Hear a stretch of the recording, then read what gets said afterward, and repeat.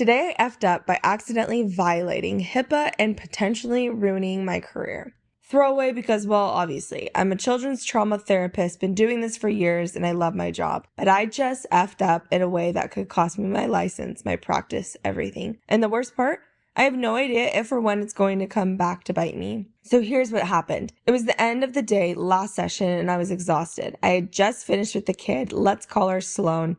Not her real name, obviously. She's been through some horrific stuff. Her dad? Absolute monster.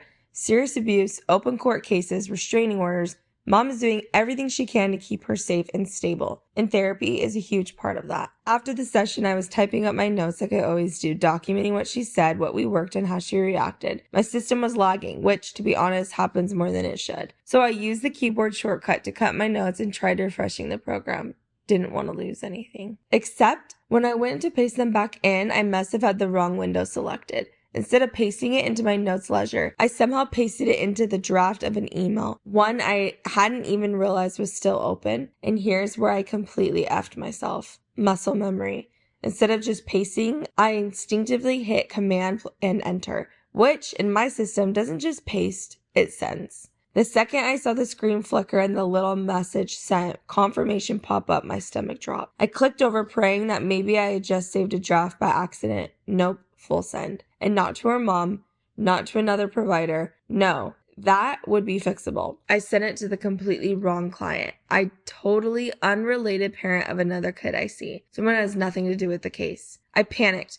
I immediately checked if there was a way to recall it. Nope, too late. Then I checked if the parent had opened it yet. No red receipt. But that means nothing. They could have read it and just not triggered the confirmation. I thought about sending a disregard last email message, but what if that just draws attention to it? And it's not just like, oops, I sent a name.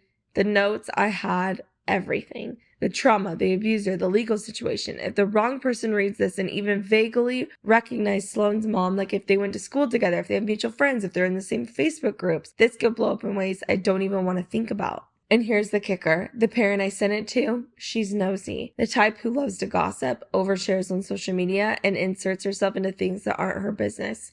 If she reads this and even gets a hint of who it's about, she could start asking around, piecing things together. Or worse, if she realizes the severity of what she has, she could report me. I don't know what to do. If I self-report, I'm basically handing them my career on a silver platter. If I don't, I just have to sit here and wait, hoping this other parent never opens the email.